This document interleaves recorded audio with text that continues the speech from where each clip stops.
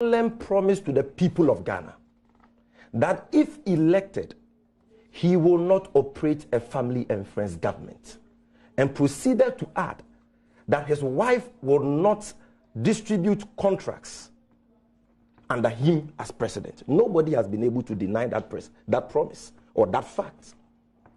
Now, when President Akufo-Addo made that promise, was he engaged in propaganda masturbation like Mr. Baako suggests? Was he expecting President Mahama to appoint his enemies into office like they are arguing around this table? Was that symptomatic of defective legal thinking like Gari is suggesting? Because the president is also a lawyer. And yet he was talking about family and friends. Somebody's wife distributing contracts, and that he will not do that. Was he, I will come there, so allow me to flow. No, was he exhibiting? No. You don't ask the question, so allow me to make my point. I was here when you were speaking. Was he exhibiting defective legal thinking? Was he engaged in propaganda masturbation? Was he engaged in an amorphous, useless exercise, like Mr. Bentil is suggesting? Let us be principled. Let us be consistent. They were in this country when the president made that promise. We didn't hear them say the things they are saying around this table. Then they say, oh, now let's reduce the whole thing to political arithmetics. The president has the power to appoint about 6,000 people. And so if he appoints 60 people and so what? President Mahama appointed only one person who had any form of familiar relation with him. And that was an issue. So one appointed one relative of yours. The New Patriotic Party addressed a press conference on that. Which was actually addressed by Boakye Jako, their policy advisor. The president and his vice all spoke against that, just one family relative. And you think that 50 is okay. Well, granted that the president appoints 6,000 people. How many families are there in Ghana? Thousands of families. And you think that it is okay for only one family to have 50 out of 6,000? That is your understanding of fairness? And then they say, oh, you are saying that. Hold on. You are saying that at the time President Mahama was president of this republic, he didn't have any relation in his government. No, wait. Nephews or whoever working in any state organization. Okay. We are That's saying. The question. I need you to answer that question. Yes, that is the fact. Because we haven't said that your question is wrong, so I need to correct the question. No, it is not wrong because the people you did this at the people onset, you speak I was about thinking that you allow me. Listen, please. Let me show you. Let me let you understand something. There's something that you, the politicians, don't understand. Let me just explain this briefly. Okay. There's something that you, the politicians, don't understand. Once you put a matter forward and you come on the show, don't expect us to give you a blank check. When we are interrogating those issues, allow us to interrogate because you have had the opportunity and to before speak. I end, you ask another. So it is, okay, no it is important. No In fact, it helps you to bring the best out of the situation. You are asking me whether there was no relative of President Mahama working in any state agency. Because you mentioned Joyce Bauer, which is at the level of ministerial appointment. And I am telling you that your question is misconceived because what is at stake here is the issue of appointees of the president. I am saying that apart from Joyce Bauer Muktari, President Mahama never appointed any family relative of his into any position. If you dispute that, produce evidence and let's discuss that. He never appointed any person. You refer to and yet Dr. that was an issue. Dr. Bawumia's relation, who you have been told was in this a lie. Was in lie. This position before the government, a blatant the lie. Government came in. So if you allow me, I will address those because it's a blatant lie. He was working at the Ministry of Interior under us, but he was not a presidential staffer, and he was not a technical advisor to the Minister of Interior. Under the NDC, there was no position called technical advisor to the Minister of Interior. That is, hold on. Now? Yes, he is. His name is on the unprecedented list of 998. If you want, I will prove that to you. And so his current position as technical advisor to the Minister of Interior is an appointment made by President Akufo-Addo. Okay, so that's what you are questioning. It is also a lie for Gari to sit around this table and say, Nana Kofi Baako Asante Bedietu's father is not in government. He is the government representative on Ghana Bauxite Company. He is the chairman of the GIPA Council. And did I hear somebody say that is not government? Who is he there representing? He's representing government. He's an appointee of government, answerable to the president. So let me proceed systematically. Today we are having people in this country who know that all around the world, nepotism is frowned upon because of its tendency to breed corruption and favoritism, saying that it is okay for the president to make his own daughter a member of the Creative Arts Council.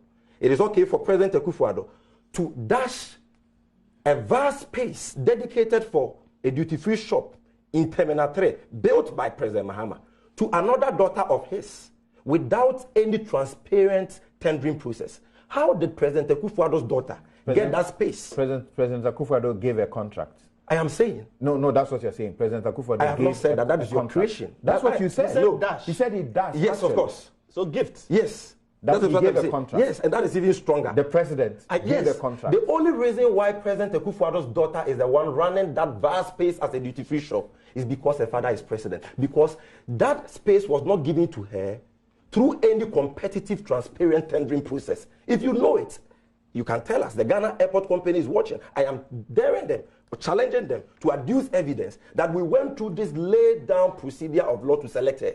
You are saying that it is okay for the president to give his baby mama, Madame Virginia Hesse, a position as ambassador to the Czech Republic. It's okay for his cousin to be finance minister. It's okay for his cousin to be roads and highways minister. It is okay for his maternal relative to be works and housing minister. It is okay for the wife of his nephew to be a board member of GMPC, the brother of that same wife. Here I'm talking about Gari, to be board chairman of BOST. Board chairman. Rodalemba Fojima, another cousin, board member of GOEL. Is Ghana for them? Are they the only qualified people in the MPP? Are they the only qualified people in this country?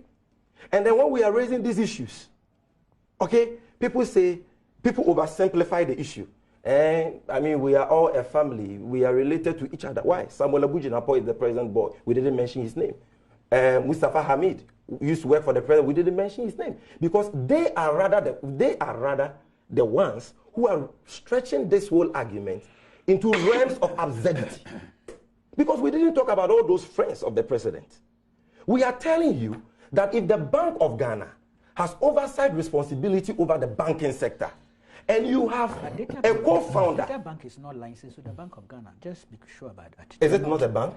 Are they not under the regulatory? Under BOT. Simple. Yeah, it's not a bank. It's under SEC. Hold on. No, get your law right. They get your facts right. Please. Get your law right. They get your facts right. I respect you, so show me the same respect. Yeah, I beg you, cool. please. I think so.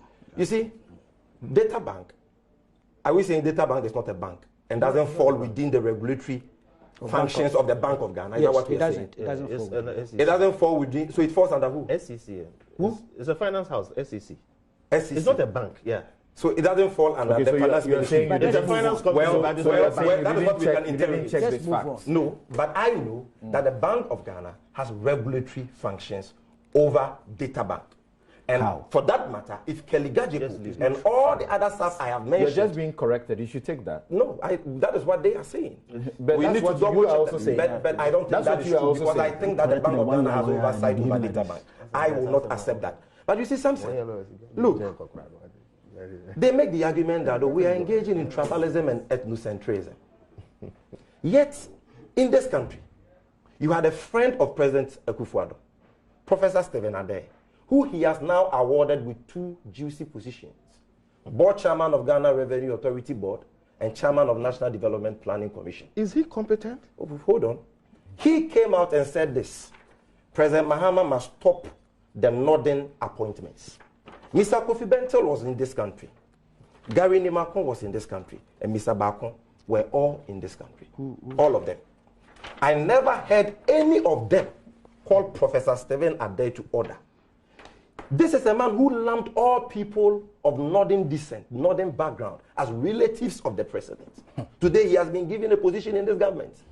And now you are talking about, you are the only people, the MPP is the only party which has engaged in the politics of ethnocentrism under the guise of nepotism.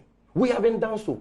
We are saying that hard-working members of your party have been sidelined in your own stronghold. And yet, people who came from nowhere have been given juicy appointments only because they are related to the president. What role did Madame Virginia Hesse played? But for the fact that she is a baby mama of the president. Why are you the one to determine that for the party? Because we all speak Has based on what we know. the party complained to you? Oh, Kennedy Japan was complaining not too long ago. The CEO of GMPC, Dr. KK Sapon, was complaining about the practice of clanism at GMPC relative to the national chairman of the NPP, Freddie Blay. This is not the creation of Sammy Gyamfi. I am speaking about things that the senior members of the New Patriotic Party are record to have spoken about. Then, Samson, you have a situation where a contract being executed by a state company bust is taking over. If I can just make this point. Wait. Yes. I have a certain difficulty. Okay.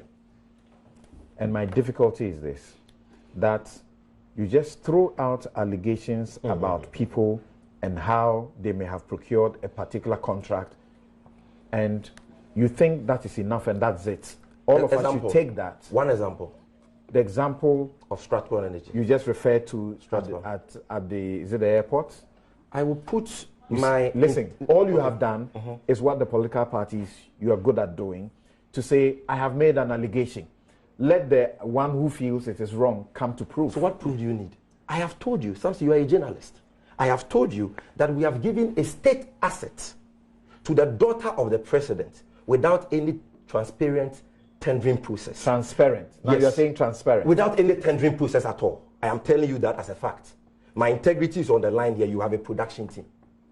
What evidence do you want me to give you? You want me to give you what?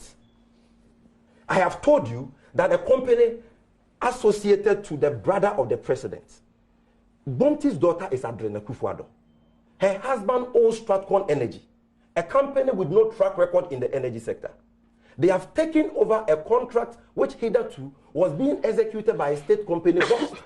When Boss makes profits, that revenue comes to all of us as a country. They are depriving that state company or the state of revenue.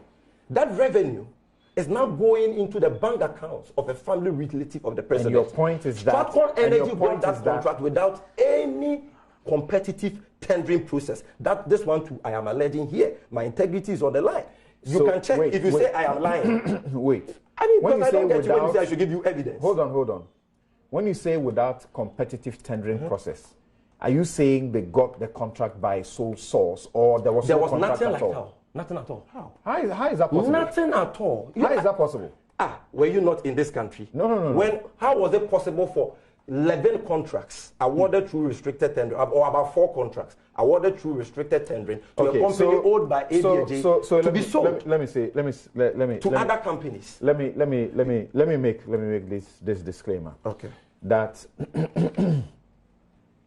for some of the claims you have made, particularly with regards to matters of contracts, it is difficult to believe that in these organizations, a contract can be handed without a process of contracting, either sole source or restrictive tendering or whatever it is.